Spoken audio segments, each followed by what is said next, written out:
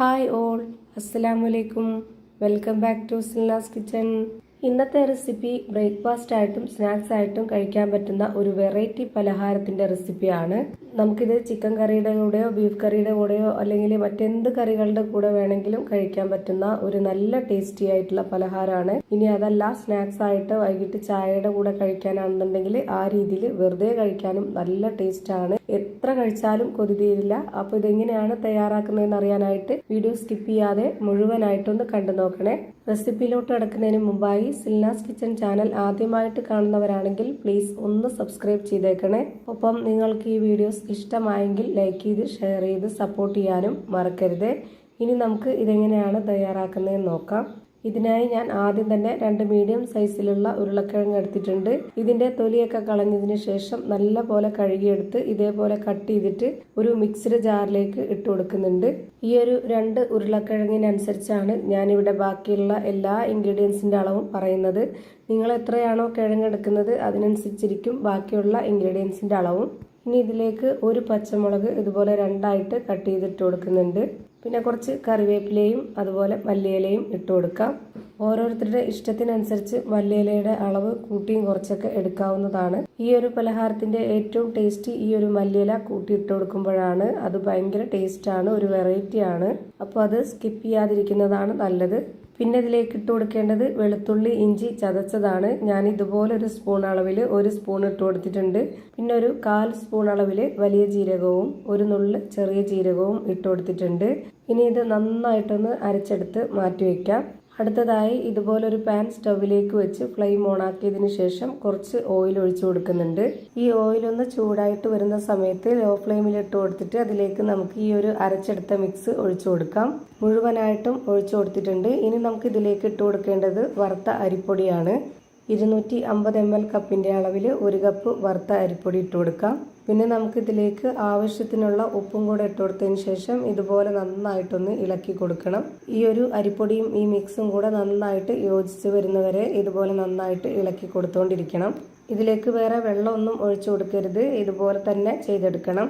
ഇത് ലോ ഫ്ലെയിമിൽ തന്നെ ഇട്ട് വെച്ചിട്ടാണ് ഇങ്ങനെ ചെയ്യുന്നത്. നമുക്ക് മാവും ഈ ഒരു കിഴങ്ങൊക്കെ നല്ലപോലെ വെന്ത് ഇതുപോലെ കിട്ടുന്ന സമയത്ത് ഫ്ലെയിം ഓഫ് ചെയ്ത് കൊടുക്കാം. ഇത് ഓഫ് ചെയ്ത് കൊടുത്തതിന് ശേഷം ആ ഒരു ചൂടോടെ തന്നെ നമുക്കിത് വേറൊരു പാത്രത്തിലേക്ക് മാറ്റണം.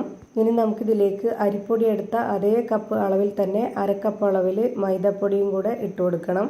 മൈദപ്പൊടി താല്പര്യമില്ലാത്തവർക്ക് ഗോതമ്പ് പൊടി ഇട്ട് കൊടുക്കാം, ഏതിലായിരുന്നാലും കുഴപ്പമൊന്നുമില്ല. പിന്നെ ഇതിലേക്ക് 1 പിടിയോളം മല്ലിയില കൂടി കട്ട് ചെയ്തത് ഇട്ട് കൊടുക്കുന്നുണ്ട്. ഇനി ഇത് നമുക്ക് കുഴച്ചെടുക്കാനുള്ളതാണ്. അതിന് വേണ്ടുന്ന വെള്ളം ഒഴിച്ചു കൊടുക്കാം. കണക്ക് ഞാൻ പറയുന്നില്ല. നമുക്ക് സാധാരണ പത്തിരിക്കൊക്കെ മാവ് കുഴച്ചെടുക്കുന്ന ആ ഒരു പരുവത്തിൽ കിട്ടാൻ വേണ്ടിയിട്ടുള്ളതാണ്. അപ്പോൾ അതിനനുസരിച്ചുള്ള വെള്ളം ഒഴിച്ചു കൊടുക്കാം. ഞാനിവിടെ കുറച്ച് വെള്ളം ഒഴിച്ചു കൊടുത്തിട്ട് ഈ മാവുമായിട്ട് നന്നായിട്ട് ആദ്യം ഒന്ന് മിക്സ് ചെയ്തെടുത്തതിന് ശേഷം ഇതിലേക്ക് വേണ്ടുന്ന പൊടികൾ ഇട്ട് കൊടുക്കുന്നുണ്ട്. ഒരു 1/4 സ്പൂണോളം മഞ്ഞൾപ്പൊടി ഇട്ട് കൊടുക്കുന്നുണ്ട്, കുറച്ച് കളറായിട്ടിരിക്കാൻ വേണ്ടിയിട്ടാണ്. പിന്നെ ഇതിലേക്ക് 1/2 സ്പൂണോളം മുളക് പൊടി, ഒരു നുള്ള് ഗരം മസാലപ്പൊടി. ഉപ്പ് നമ്മൾ നേരത്തെ തന്നെ ഇട്ട് കൊടുത്തിട്ടുള്ളത് കൊണ്ട് അത് കറക്റ്റാണ്. പിന്നെ ഇതിലേക്ക് വേറെ ഇട്ട് കൊടുക്കേണ്ട ആവശ്യമില്ല. ഇപ്പോൾ ഇതാ നന്നായിട്ട് കുഴച്ചിട്ടെടുക്കുന്നുണ്ട്. ഇങ്ങനെ കുഴച്ചിട്ടെടുക്കുന്ന സമയത്ത് കയ്യിൽ ഒട്ടിപ്പിടിക്കുന്ന ആ ഒരു പരുവാകുമ്പോൾ കുറച്ച് ഓയിൽ ഒഴിച്ചു കൊടുക്കുക.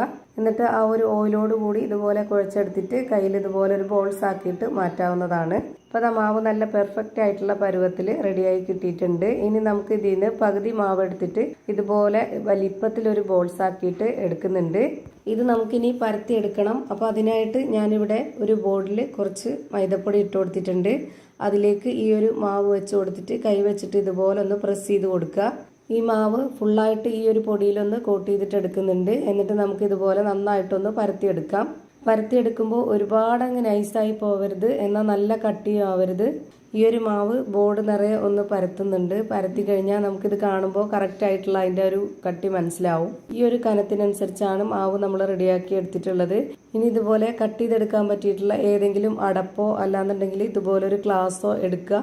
എന്നിട്ട് ഈ ഒരു ഷേപ്പിൽ മുഴുവനായിട്ടും കട്ട് ചെയ്തെടുക്കുക. അപ്പോൾ നമുക്ക് ഫ്രൈ ചെയ്തെടുക്കുമ്പോഴും നല്ലൊരു കറക്റ്റ് പരുവത്തിന് കാണാൻ നല്ല ഭംഗിയിൽ കിട്ടും. ഞാനിപ്പോൾ ഈ ഒരു ഗ്ലാസിന്റെ വലിപ്പത്തിലാണ് ഇത് കട്ട് ചെയ്തെടുക്കുന്നത്. കുറച്ചുകൂടെ വലിപ്പം വേണമെന്നുണ്ടെങ്കിൽ അതിനനുസരിച്ചുള്ള ഏതെങ്കിലും വക്കുള്ള ബൗളോ അങ്ങനെ എന്തെങ്കിലും വെച്ച് കട്ട് ചെയ്തെടുത്താലും മതി.